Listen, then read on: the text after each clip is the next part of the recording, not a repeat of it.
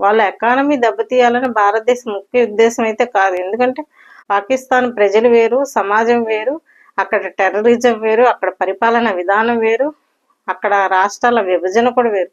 చాలా చిన్నది పాకిస్తాన్ అనేది, చాలా చిన్న ప్రాంతం. సో వాళ్ళు ఏదో అనుకుంటున్నారు భారతదేశాన్ని ఏదో చేసేద్దామని, ఏమీ చేయలేరు.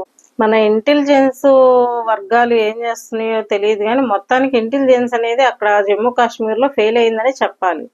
సో ఇంకొకటి ఏంటంటే, ఒక 3 years నుంచి, కరోనా దగ్గర నుంచి ఆర్మీ రిక్రూట్మెంట్స్ ఎందుకు జరగట్లేదు, మిలిటరీ ఫోర్స్ని ఎందుకు పెంచట్లేదు, అంతటితో ఎందుకు ఆపేసింది మన భారతదేశ ప్రభుత్వం? జమ్మూ కాశ్మీర్ అంటే అక్కడ పర్వతాలు, కొండలు, ప్రాంతాలు, అడవులు అన్నీ ఉన్నాయి కాబట్టి వాటన్నిటి చోట కూడా ఎటు నుంచి టెర్రరిజం అటాక్ అవుతుందో, ఎటు నుంచి పాకిస్తాన్ వాళ్ళు అటాక్ చేస్తారో అని చెప్పేసి కాదు, ఒక పాకిస్తాన్ అనే కాదు, ఈ టెర్రరిజం ఎటు నుంచి వస్తుందని చెప్పేసి భారతదేశ ప్రజలను కాపాడాల్సిన కనీస బాధ్యత